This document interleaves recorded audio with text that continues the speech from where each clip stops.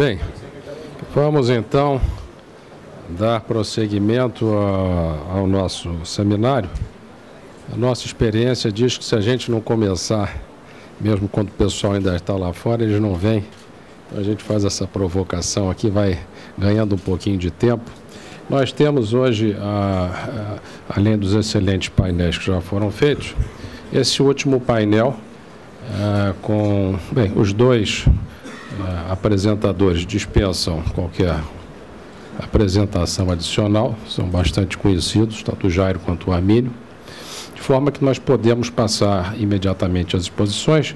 Só vou deixar claro que o nosso plano é que cada um fale aproximadamente 15 a 20 minutos. Depois, nós vamos fazer o filé mignon, que é abrir a palavra para que o público possa se manifestar. Então, pelo que ficou aqui decidido, nós vamos começar com o nosso ex-professor da IPGE, matéria de comércio internacional e possivelmente futuro professor também, o Armínio Fraga. Obrigado, Rubens. É um prazer muito grande estar aqui sempre. Tem vários meus ex-alunos aqui, inclusive da primeira geração, recém-chegados dos Estados Unidos, e depois da outra. Eu dei 3 dos meus 4 anos no Banco Central, dei aula aqui também. Depois fiquei preguiçoso.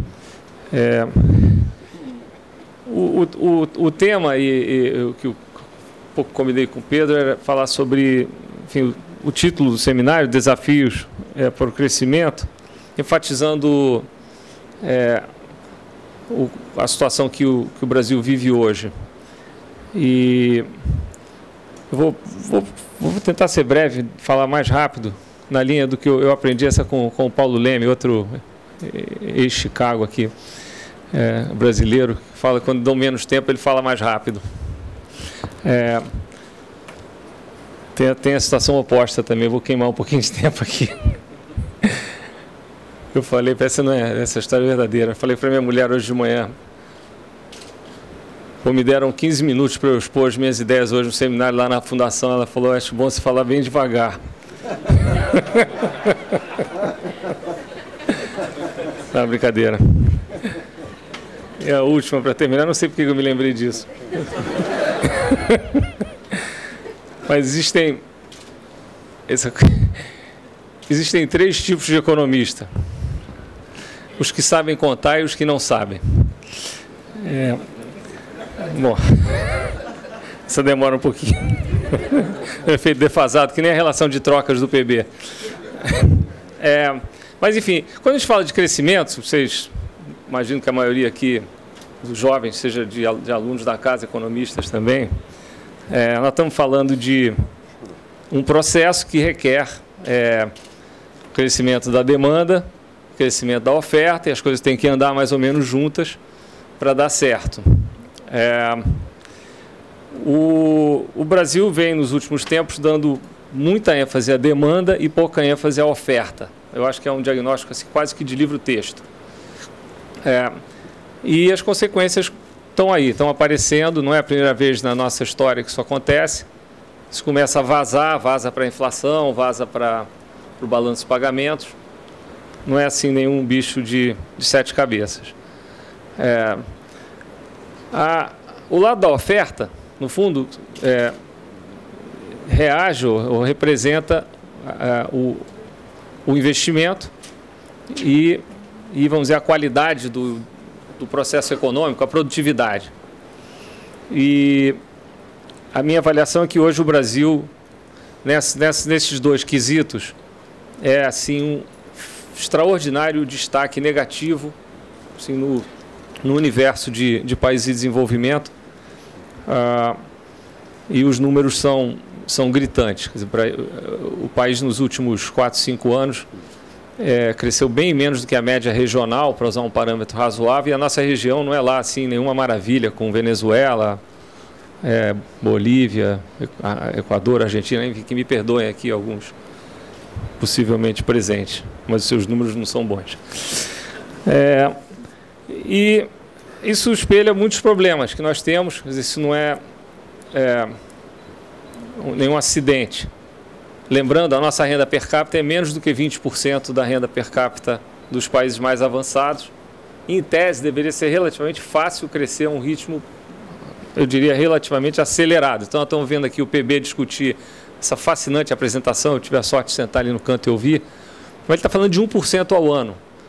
E eu acho que o Brasil hoje está sem crescimento na renda per capita e devia estar crescendo 3%, 4%, sem assim, grande dificuldade.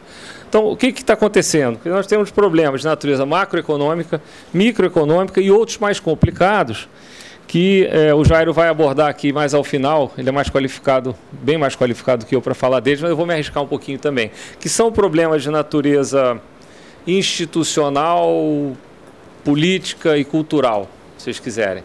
Tá? Então, começando pelo macro. O Brasil vive, nos últimos vários anos, mas certamente nos últimos 4, 5 anos, um processo de perda de transparência e disciplina na área fiscal. Isso complica muito a vida. Nós temos hoje uma relação dívida-PIB bastante elevada, bastante para um país com a nossa história e com as nossas taxas de juros. Temos um déficit público, pelo amor de Deus. É um apagão. Nós temos um déficit público também bastante elevado, de, sei lá, 7% do PIB nominal e com um déficit primário, que a gente nem sabe exatamente quanto é, mas eu diria um saldo primário recorrente de pior do que 1% negativo. Além disso, nós estamos há muitos anos vivendo um processo de crescimento contínuo do gasto público como proporção do PIB.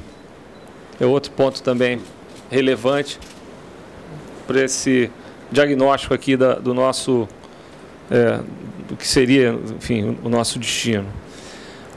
Além disso, eu mencionei, a nossa inflação anda bastante alta, ela está meio mascarada aí por um tempo, o governo tentando segurar na marra, uma receita que nós conhecemos bem da nossa história, infelizmente sempre com péssimos resultados, e com consequências microeconômicas também. Eu vou voltar a isso agora em breve.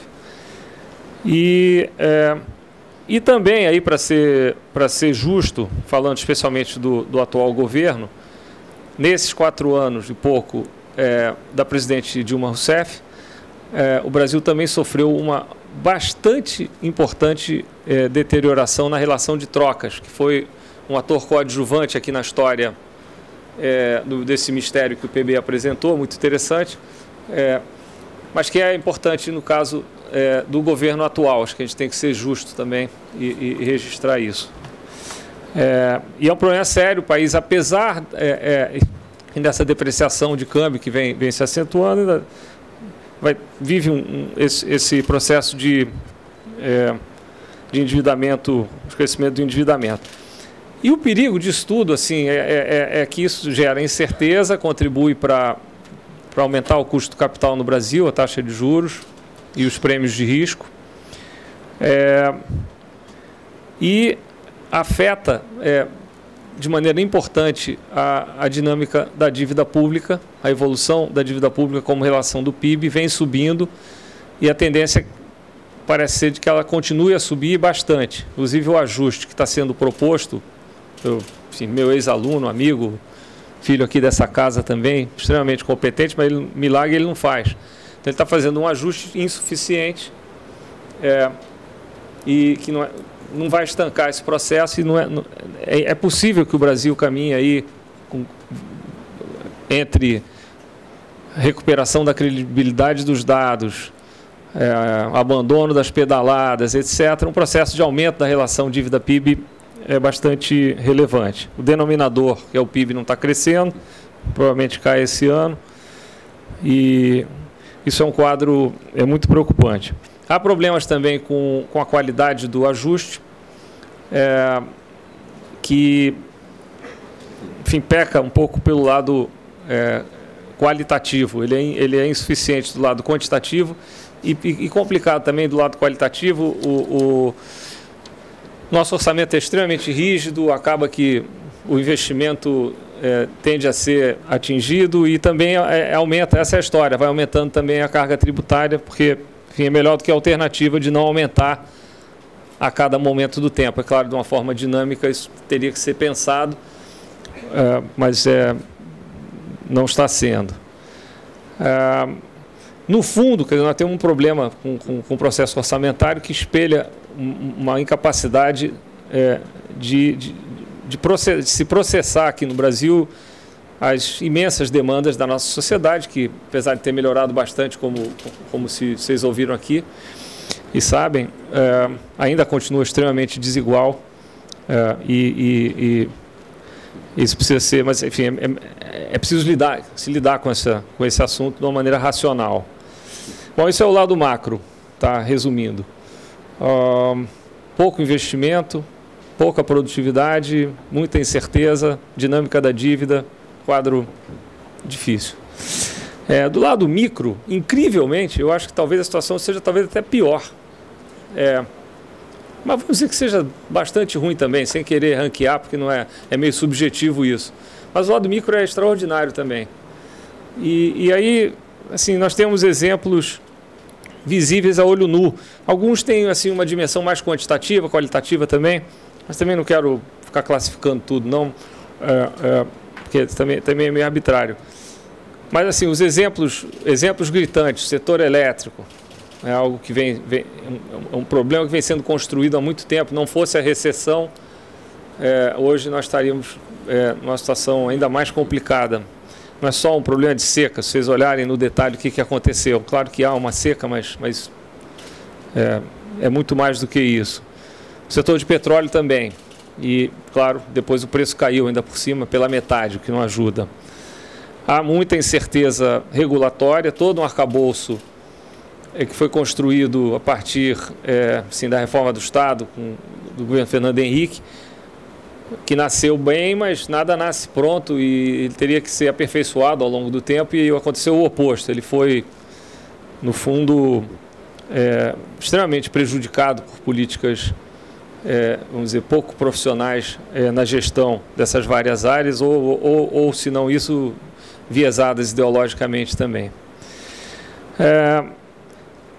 Do lado qualitativo, nós temos hoje um mercado de crédito, o mercado de capitais em geral, mas especialmente o mercado de crédito segmentado, o mercado dual, com um foco, a meu ver, muito exagerado nos bancos públicos, o que tem repercussões as mais variadas, inclusive na qualidade da alocação do capital no Brasil, quer dizer, é um risco, vamos dizer, alocativo, fiscais. O governo, como intermediário financeiro, perde bastante dinheiro. Se vocês olharem, a taxa de juros que o governo paga na dívida líquida leva em conta isso. É uma outra maneira de se representar o resultado dessa atividade. Ela está próxima de 20%, quando o juro de mercado é 13%. Então tem um custo altíssimo. E eu acredito que tem riscos distributivos também. Na medida em que muito do que o BNDES faz é dar dinheiro subsidiado para rico. Nós temos um sistema tributário que, na verdade, é um não sistema. Tem muita gente aqui na casa que conhece isso bem melhor do que eu, mas é um caos e que vem piorando, vem virando um pesadelo, especialmente a partir dessas frequentes desonerações que foram feitas sem muito critério econômico, a meu ver, provavelmente sem critério social também. Isso criou um sistema que já não era grande coisa para começar, criou um sistema extremamente repleto de distorções. No caso do sistema da tributação indireta, os problemas são gravíssimos também. O comércio interno no Brasil é complicadíssimo. E isso também gera um comportamento meio estranho das empresas, onde elas vão se situar e por aí vai. É possível que o comércio interno no Brasil seja mais difícil do que o comércio internacional para a maioria dos países. Mas eu não tenho um trabalho acadêmico para amparar isso que eu estou dizendo, é só uma pergunta. Nós temos uma economia bastante fechada e ficando mais fechada. Então, esse processo de osmose, de convergência, de desenvolvimento, que deveria estar acontecendo aqui, é extremamente prejudicado por isso. Isso diminui também a concorrência, outro tema bastante explorado pela casa. O Pedro tem um paper famoso sobre o tema da proteção e como que ela acontece, tema assim altamente relevante. A qualidade da nossa educação deixa muito a desejar. Em geral, nós temos um problema com o nosso Estado como um todo. E o Brasil não é exceção à regra. Ele tem, eu diria, um problema muito amplo que me assusta bastante, porque não existe nenhum caso, nenhuma experiência de desenvolvimento bem sucedida, ou seja, um país que foi até o próximo ou chegou à fronteira global, que não pôde se beneficiar, que dependeu crucialmente, na verdade, de um Estado bom, um Estado que cumpre com o seu papel de uma maneira impessoal, profissional, transparente, etc. Não existe caso, e nós hoje claramente temos esse problema. E aí eu passo então para a minha tentativa de conclusão. Eu acredito que nós estamos vivendo uma colossal crise do Estado. O modelo econômico escolhido já a partir do segundo mandato do presidente Lula, mas turbinado no primeiro mandato da presidente Dilma Rousseff, essa chamada nova matriz econômica, é um sistema ultrapassado. Nós mesmos já deveríamos saber, nós tentamos esse modelo no passado, em variantes, mas deu tudo errado. E é também um sistema que embute um certo viés populista e que é também extremamente vulnerável à captura por interesses privados ou partidários ou outros não legítimos. As nossas instituições econômicas são muito frágeis. Quer dizer, o nosso processo orçamentário é um ótimo exemplo, mas o nosso Banco Central não é independente, agora está aí em discussão. As agências regulatórias também são bastante ineficazes, para dar só alguns exemplos. Isso também nos prejudica. Num lado, eu diria, menos negativo ou positivo até, eu diria que as nossas instituições políticas, até certo ponto, vêm sendo um destaque positivo. Eu acho que elas estão processando essa confusão toda, essa crise de corrupção e captura geral do Estado. A polícia, as procuradorias, o judiciário estão cumprindo o seu papel, assim como a imprensa. Acho que uma das coisas que nos salva, pelo menos até o momento, é uma imprensa livre muito boa. Apesar de frequentes tentativas do governo de adquirir algum grau de controle sobre a imprensa. E eu acho que disso pode ser que saia alguma saída para nós, alguma coisa boa. Acho que demora. Não é fácil consertar isso tudo com convicção. Sem convicção, então, é mais difícil ainda. Acho que, além disso tudo, nós vivemos uma profunda crise de valores. E isso me assusta. Inclusive, tem gente agora na academia começando a escrever, tem já de algum tempo, mas hoje, ultimamente mais, falando sobre o papel da cultura, entendida como a existência de instituições informais. Então, tem trabalhos antigos, um livro famoso do Putnam sobre a Itália, e muita coisa recente. O que se argumenta é que a cultura em geral, entendida dessa maneira, que pode ser analisada, ela se move mais lentamente do que as instituições, então ela é uma variável mais primitiva. E assim, eu tenho um pouco de medo dessa área, mas também não tenho muita evidência. Mas existe assim, essa sensação de que muita coisa que está acontecendo aqui é normal. Acho que o governo vendeu muito essa linha. Dizer, não, isso sempre aconteceu e tal. Eu não acredito que isso seja verdade, número 1. E 2, não acredito que seja normal. Não acredito que seja normal empresas doarem centenas de milhões de dólares, empresas individuais, numa campanha, e isso também me preocupa. Há ainda uma visão de que o Estado resolve tudo. Essa talvez seja uma característica que vem das nossas origens ibéricas. Acho que também não é muito apropriado. E eu vejo recentemente também uma ênfase exagerada no consumo, que, claro, faz parte. O desenvolvimento de uma nação busca o bem-estar da sua população de uma maneira justa, razoável, etc. Mas quando se busca o consumo a todo custo, tomando dinheiro emprestado a taxas de 50% a 100% ao ano, isso não faz sentido. Isso também acontece muito aqui, e eu não acho que é um bom caminho.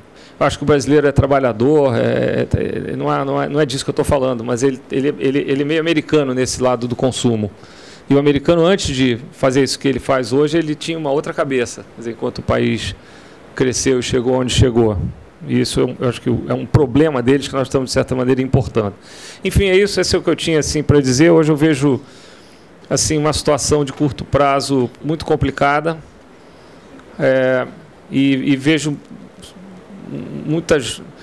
eu tenho muitas dúvidas com relação ao que vem depois, mas eu posso deixar isso para as perguntas, e agradeço aí pela atenção.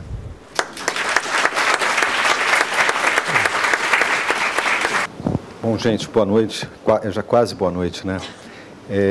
Começo agradecendo à FGV, ao Pedro, pelo convite. Para mim é uma honra e uma alegria sempre participar de eventos aqui.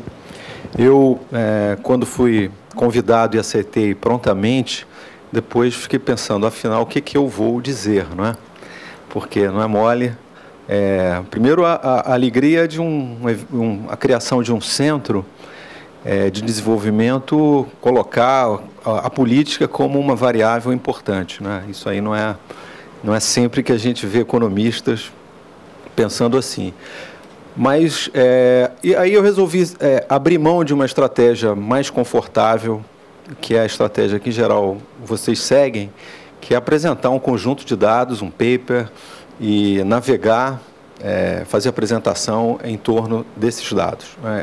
Eu também gosto de dados, em geral, sigo essa estratégia. E acho que uma mistura do contexto político que a gente vive, ou seja, uma perplexidade geral dos brasileiros em relação a esses 100 dias amanhã do governo Dilma, misturado com um debate que acontece mais ou menos na surdina da reforma política, que está em curso na Câmara, e o ensejo também da gente estar fazendo 30 anos de regime democrático, me fizeram fazer uma estratégia, seguir uma estratégia um pouco diferente, um pouco ousada, que é, nesse curto período, tentar discutir, parafraseando talvez a frase mais famosa desses 100 dias, né, a frase que foi recuperada do Francelino Pereira, né, que país é esse?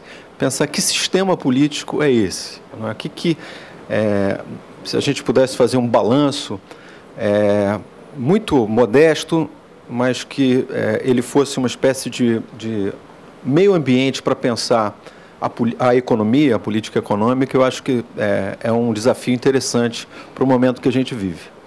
E também, no final, eu falo um pouco da minha experiência de ter ido como depoente, há 15 dias atrás, na Comissão de Reforma Política, e a minha perplexidade com o que eu estou vendo que está prestes a acontecer. Tá bem? Mas isso fica para daqui a pouco. Então, eu vou... para me orientar um pouco, assim, esse mapa da democracia brasileira, eu me inspirei num trabalho que é conhecido provavelmente de muitos aqui, que é um trabalho de um cientista político holandês radicado nos Estados Unidos, chamado Alan Lippert. O livro dele, Democracias Contemporâneas, foi traduzido para o português, que eu acho que ele dá uma pista interessante para pensar. Na verdade, ele constrói dois tipos ideais de arranjo democrático. De um lado, estariam democracias que optaram por configurações de caráter mais majoritário e, de outro lado, um caráter mais consensual. Essa diferença tem a ver, sobretudo, com a noção do que é um bom governo, uma boa decisão. Quer dizer, de um lado, a ideia que uma democracia boa é aquela que decide e cabe à oposição fazer oposição, esperar a sua hora de voltar ao poder. Claro que eu estou caricaturando um pouco o argumento. E, de outro lado, é uma outra versão de democracia, que a democracia boa é aquela que incorpora no seu processo decisório vozes, o número maior de vozes possível, não é? Inclusive das minorias, não é à toa que os arranjos de consenso inspiram democracias como a Bélgica, como a Holanda, como os países nórdicos, inspiraram o arranjo institucional da África do Sul, por exemplo. Como que o Brasil, quer dizer, assim, no caso extremo, digamos assim, do sistema majoritário, no livro do Lippert está o Reino Unido, que eu poderia dizer para vocês que está se despedindo do modelo majoritário, provavelmente na eleição agora de maio, que deve ser a eleição mais disputada da história britânica e que deve configurar de vez o sistema político daquele país. Mas isso é outra história. Mas até o livro do Lippert, o Reino Unido aparecia como uma referência, digamos, de arranjo institucional majoritário. A questão é, o Brasil não está no livro do Lippert. O livro dele é de meados de 90, o Brasil ainda não tinha atingido os critérios para ser considerado uma democracia, né? Se não me engano, era um decênio de vida democrática. Então, a questão é a seguinte: como está o Brasil no modelo do Lippert? Eu estou sem o controle aqui, então... Na verdade, assim, em linhas gerais, eu listei as principais configurações do arranjo institucional brasileiro, o momento em que elas foram, digamos, fundados na história política brasileira. Alguns são pré-republicano, como é o caso do bicameralismo. Todo mundo sabe que o Brasil se inspirou muito no modelo americano, da Constituição americana, já no Império, mas algumas das configurações não podiam. Não. O Império, nós tínhamos uma monarquia constitucional, mas a República, então, foi uma americanização completa das nossas instituições, não é isso? Então, digamos assim, essas etapas da história política brasileira, elas se configuraram e hoje dão o contorno da experiência democrática de 88 para cá, são quase 85, 30 anos, mas, na verdade, são 3 décadas de experiência democrática com esta configuração, essa combinação de fatores institucionais. E todas elas nos empurram mais para o modelo consociacional, o modelo de consensual de democracia do Lippert. Ou seja, nós criamos um sistema político que fragmenta poder, não é? Fragmenta poder na esfera ao criar 3 níveis decisórios, não é? União, estados, municípios, não é? Ao gerar eleições permanentes para esses 3 níveis, ao adotar um sistema proporcional que deve ser um dos mais generosos do planeta em termos de capacidade de incorporar pequenas forças políticas. Criamos, a partir de 88, uma Corte Constitucional que se contrapõe ao arranjo institucional. Então, todo o nosso sistema é um sistema desenhado para fragmentar, para dispersar poder, né? E, a partir da década de 90, o Brasil foi, aos poucos, saindo da trilha do bipartidarismo herdado do regime militar, e na última eleição, na eleição de 2014, nós passamos a ter o Congresso mais fragmentado do planeta. Há só 2 eleições depois de 45, na Rússia, ou seja, é um sistema ainda não totalmente institucionalizado como uma democracia, que suplanta a fragmentação partidária que nós vivemos hoje no Brasil. Então, esse sistema, essa característica última, chegou, digamos assim, num extremo a partir da última eleição. São 28 partidos, não é? Isso não é nada, são 28 partidos, mas o maior dele teve 14% dos votos, que foi o PT. Eu, conversando com um jornalista da Economist, que tinha recém-chegado no Brasil, ele não consegue entender como é possível que dê certo, como é que se governa um país que o partido maior na Câmara, que, diga-se de passagem, não é aquele que preside a Câmara, tem só 14% dos votos e menos do que isso das cadeiras. Então, essa Em linhas gerais, se eu tivesse como, eu não fiz isso, mas dá para fazer, usar a mesma tipologia do Lippert e os indicadores que ele usou, o Brasil estaria no extremo do modelo consensual. Bom, mas como que os cientistas políticos brasileiros equacionaram isso? Não é? Que nome que os cientistas políticos deram a este modelo no que diz respeito à forma que o presidente governa o país? Ou seja, para explicar isso para um jornalista estrangeiro não é fácil.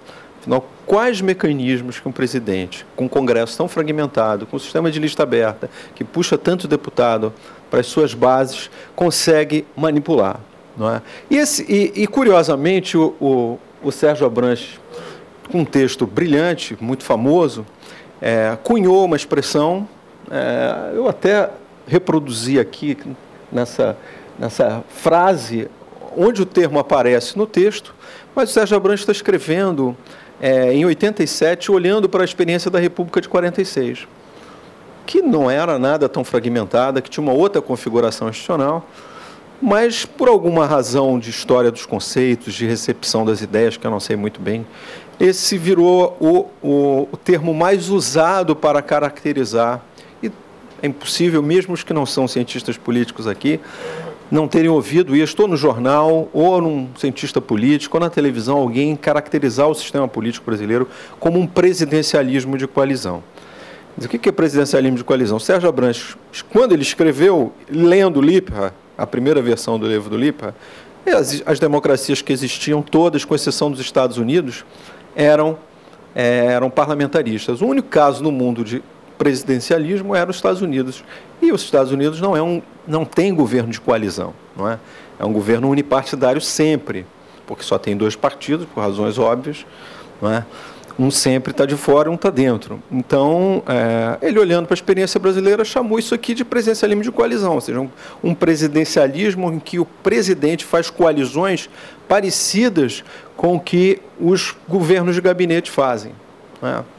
Isso virou um clichê e tal.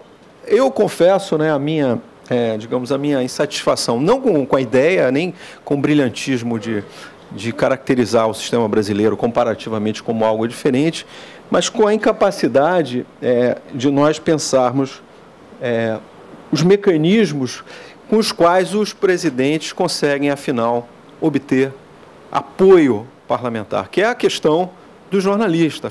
Não é? Afinal, como se governa este país? Como é que se governa um presidencialismo de coalizão? Não é montando gabinetes belgas, escandinavos, não é? De 5 partidos que têm proximidades ideológicas, que discutem o programa antes das eleições. E tem uma outra coisa acontecendo aí. Eu montei essa figura, claro que boa parte dessas linhas aqui estão bem ancoradas em pesquisas feitas por colegas, por mim, sobre vários aspectos do funcionamento do sistema político brasileiro, mas essa é uma tentativa de colocar o que eu, digamos assim, estilizar um pouco as relações que, particularmente, os deputados têm com o governo, mas a gente poderia, talvez, levar isso também para o Senado. Né? Eu acho que há muita similitude, ainda que os sistemas eleitorais de escolha de senador sejam diferentes, o Senado seja menor, há muitas similitudes em termos de iniciativas legislativas, de papéis legislativos das duas casas. Mas vamos nos concentrar na dimensão do apoio ao presidente, à presidenta, no caso agora. Opa, não sei se eu vou conseguir. Na verdade, eu fiz aqui uma estilização de 2 tipos de coordenação. Né? Acho que a questão política fundamental, talvez, para os economistas, é pensar a política como um lugar de coordenação. A coordenação mínima para o processo decisório. Né? Então, inspirado um pouco nessa ideia, eu fiz uma distinção entre o que eu chamei de coordenação partidária, ou seja, a negociação que é feita entre um presidente que é eleito com um sistema eleitoral particular, no mesmo dia, mas de maneira autônoma do sistema partidário que elege o Congresso, não é? E diferente do parlamentarismo, né? O parlamentarismo, primeiro se elege o Congresso, depois o Congresso gera o governo. Aqui não. São duas eleições simultâneas, mas que geram, digamos assim, legitimidades diferentes. Então, uma eu chamei de policy, né? Quer dizer, uma coordenação partidária que você conquista parceiros a partir de políticas públicas que você quer implementar. Sei lá, digamos que a presença do PCdoB no governo do PT seja uma presença orientada por policy. Proximidade no eixo ideológico, são dois partidos de esquerda que confiam nas políticas macroeconômicas, políticas sociais e se aproximam. Há outra dimensão de participação na discussão de montagem de gabinete, que é a patronagem, ou seja, você conferir cargos para os partidos que o apoiam. É claro que a fronteira entre o que é defesa sincera de policies e patronagem é muito ambígua e a gente nunca vai chegar a uma conclusão. Mas vamos separar em termos, só por razões analíticas. Há partidos que são orientados basicamente por patronagem, estarem no governo para alavancar segmentos do partido, levar recursos para as bases dos partidos, cargos para uma parte. Bom, qual é o problema dessa dimensão aqui? O problema dessa dimensão é esta aqui, né? A alta fragmentação. Quer dizer, num sistema partidário como o nosso, de altíssima fragmentação, a coordenação partidária está comprometida, ou pelo menos está prejudicada, ou traz dificuldades muito maiores, na média, do que um sistema com menos partidos. A gente tem problema de coordenação partidária nos Estados Unidos, só com 2 partidos, claro que tem. No Reino Unido, volta e meia, a base do Partido Conservador, agora, em várias votações, não votou contra, não votou junto com o primeiro-ministro. Mas, de qualquer modo, esse seria o mundo, digamos assim, o mundo ideal do parlamentarismo, do presidencialismo com a configuração parlamentarizante. Mas há uma outra dimensão que eu chamei aqui de coordenação individual, que é o seguinte: o deputado eleito num sistema como o nosso, que é o sistema proporcional de lista aberta, que cultiva na campanha, digamos, uma reputação individual, pede votos para si, cria um vínculo direto com as suas bases, ele tem que prestar conta para as bases, para além disso daqui, né? Então, um mecanismo decisivo no presidencialismo brasileiro, na negociação com as bases, é a emenda que é liberada, às vezes coletivamente, mas para o deputado interessa, sobretudo, as emendas individuais.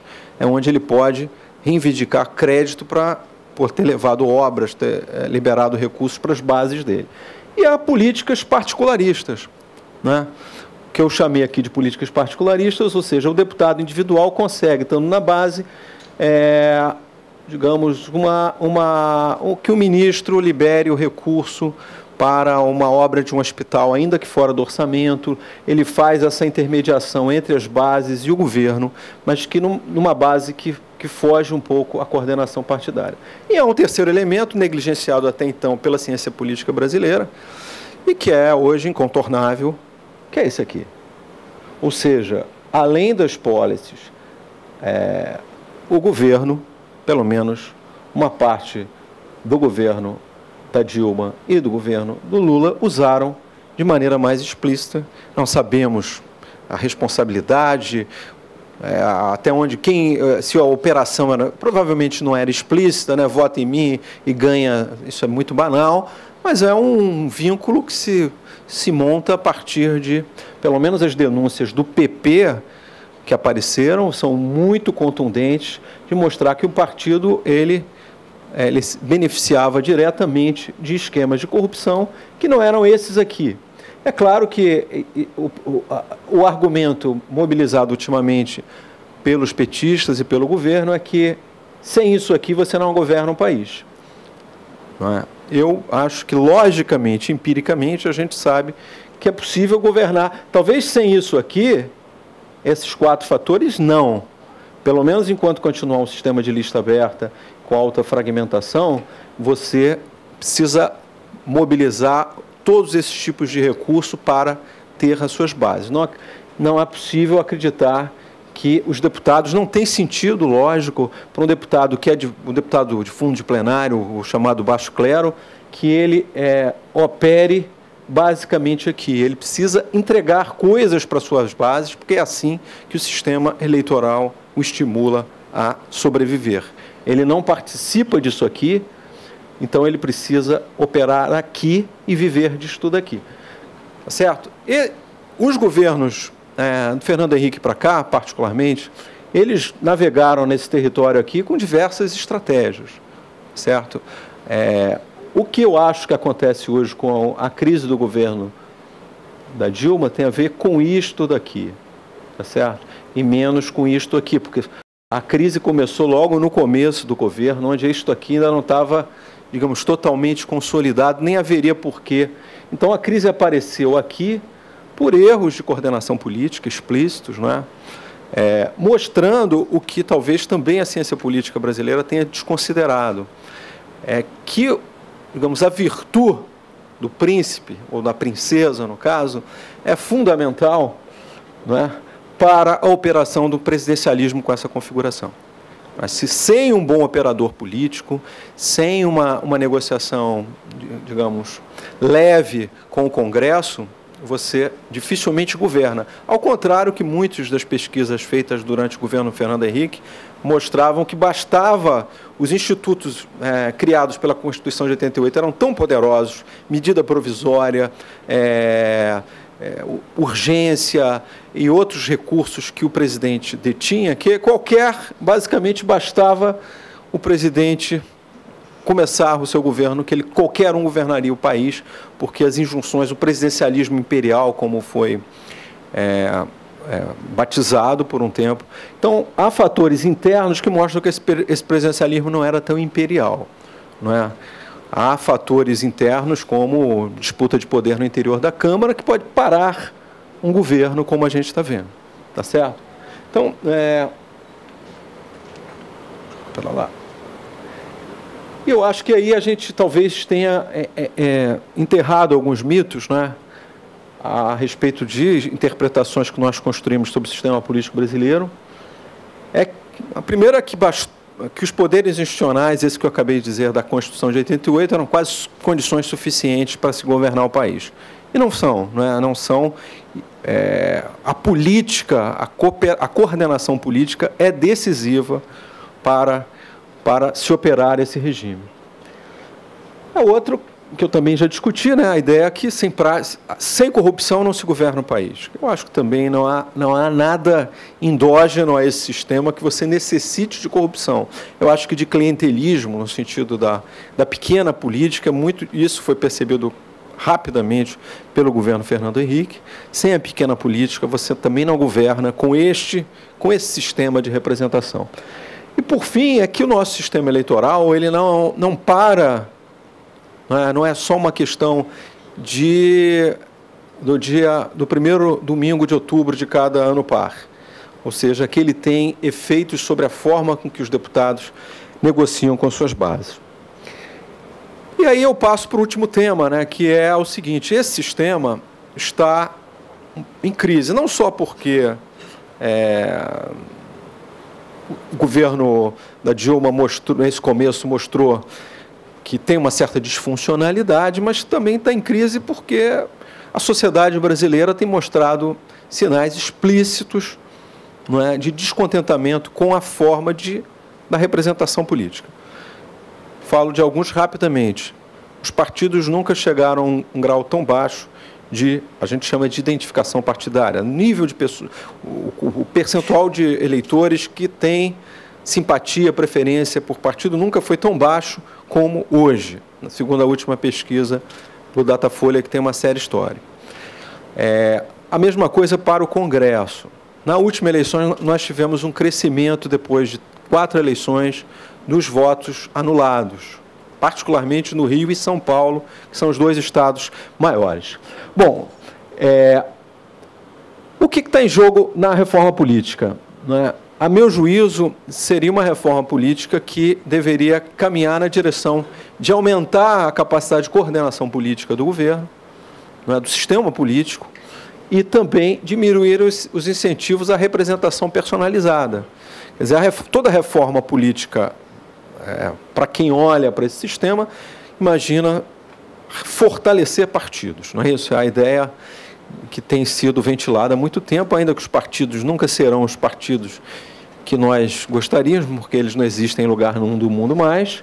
Mas o que é que aí que eu falei da minha perplexidade, e que vocês devem estar acompanhando na imprensa, que o que está sendo encaminhado para aprovação, hoje é a ideia majoritária na Câmara dos Deputados, é uma coalizão, digamos assim, do PMDB, Democratas, PSD, os pequenos partidos pragmáticos, para ser generoso, né? De um lado, adotar um sistema que foi nominado pelo vice-presidente, que também o defende, chamado de distritão, que é o fim da representação proporcional. Depois de 70 anos, nós usaríamos um sistema majoritário, em que cada deputado sai e vai pedir voto para si, e no caso do Rio, por exemplo, os 46 mais votados seriam eleitos. Né? Então, não há nenhum tipo de coordenação partidária, não há voto de legenda, não há representação proporcional. Voto que é dado num partido cujo candidato, ou um candidato cujo partido não elegeu ninguém, é totalmente jogado no lixo. Esse é um sistema absurdo, não é usado em lugar nenhum do mundo, né? Não é absurdo que não é usado em lugar nenhum do mundo, é absurdo porque é um sistema do século XIX, ele é um sistema inventado no momento em que as democracias, ou as pré-democracias, não ainda conheciam partidos, mas hoje ele é o sistema que é majoritário entre os deputados. A sorte é que ele precisa de uma emenda constitucional. Mas eu, quando fui lá na comissão de reforma, o próprio relator, que não compartilha, o deputado do PMDB também, ele me disse, olha, hoje, se votar, o distritão passa. O distritão com a constitucionalização das doações empresariais, que, como todo mundo está acompanhando, o Supremo já tem 6 votos contra. O ministro Gilmar Mendes tirou da votação pediu vistas à proibição, né, que está sendo votada, é a proibição que empresas doem em campanha, que eu acho que deve ser aprovada urgentemente. Só que o ministro Gilmar Mendes pediu vistas e está esperando o Congresso votar. Hoje, a tendência dominante também é a aprovação de um sistema de constitucionalização, ou seja, colocar na Constituição a doação de empresas, ainda com teto e tal. Então, nós estamos caminhando para uma reforma que vai na direção de aprofundar algo que eu acho que é extremamente negativo no sistema político, que é partidos frágeis, a incapacidade dos partidos coordenarem minimamente e um hiperpersonalismo eleitoral, né? E um enfraquecimento, ou seja, agora, além dos pontos de veto, digamos, do modelo do Lippert, que nós chegamos no extremo de democracia, de dispersão de poder, agora os deputados individualmente terão muito mais poder nas suas barganhas com o Executivo, porque eles foram eleitos simples e exclusivamente com o voto deles, todos eles. Quer dizer, hoje o sistema é criticado porque alguns deputados, como o caso mais citado do deputado Tiririca, ultrapassa o quociente e leva alguns deputados com ele que o eleitor não tem controle. O problema é que nós vamos construir um sistema representativo que basicamente são centenas de tiriricas, cada um com seus votos. Então, do ponto de vista daquele modelo, eu acho que a gente foi para um caminho, está indo para um caminho ruim. É uma pena que esse debate não está acontecendo na imprensa, no meio político, nas universidades, mas está acontecendo e o deputado, nosso presidente da Câmara, Cunha, esqueci o nome dele, olha que grave. O deputado Cunha já disse que durante uma semana, durante o mês em maio, o projeto será votado. Então, fiquem atentos que pode piorar. Então, é isso. Obrigado.